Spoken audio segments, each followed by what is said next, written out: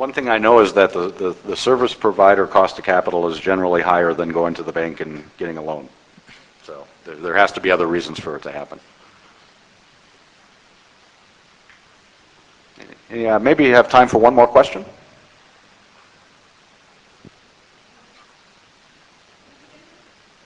No, barely.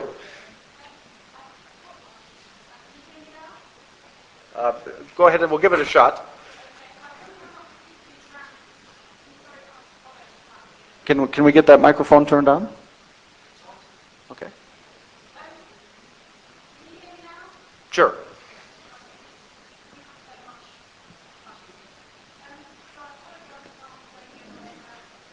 But can you hear me? Is this better? Oh, yes. For those Indian vendors who are genuinely looking to move up the value chain and compete seriously against the likes of IBM,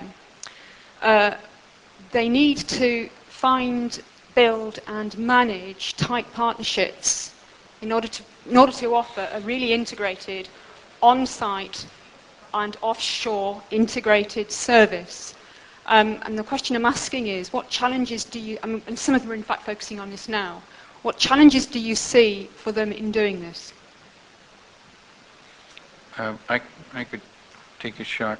I think the challenge, the biggest challenge is as RIM becomes more and more popular, you have more and more the existing vendors who want to add the RIM capability back in India.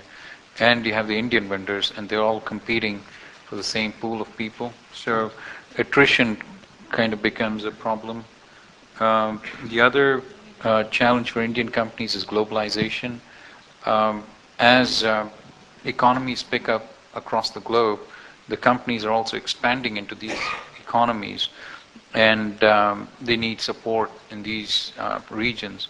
So China, for example, a lot of Indian companies are not very strong in China, and so that's one kind of impact or challenge that the Indian companies are going to see going forward to expand globally, whereas the existing incumbent vendors like IBM or an EDS have a footprint probably across most of the globe.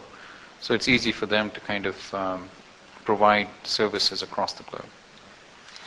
And I was just going to say, for the services that we'd look for on the touch services where you need someone to be able to move a desktop or touch an end user device or go into a network closet, it was important for us to understand how the offshoring capability would handle that. So traditionally, when we would outsource, we would transition the employees over to the outsourcer. When we came to the offshoring market, and specifically in our UK business, which is the business that gets all of its services provided to them by an Indian offshoring partner, what we found was we actually moved some of our staff to them to help develop their local capability, and we moved a legacy third-party contract over to the service provider. So we brokered a number of things to help them build a capability.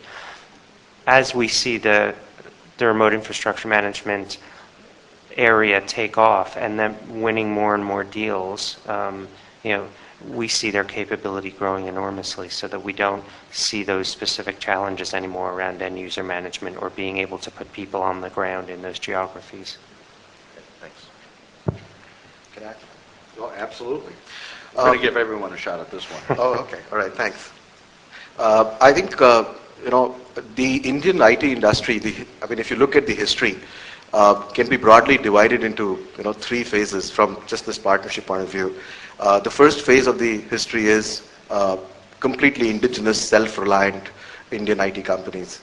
The second phase was partnership-based Indian companies. So there was a time when an HCL, Wipro, Zenith, and everybody would essentially be selling an HP ware or an IBM ware or a Sun ware. That's what they were doing.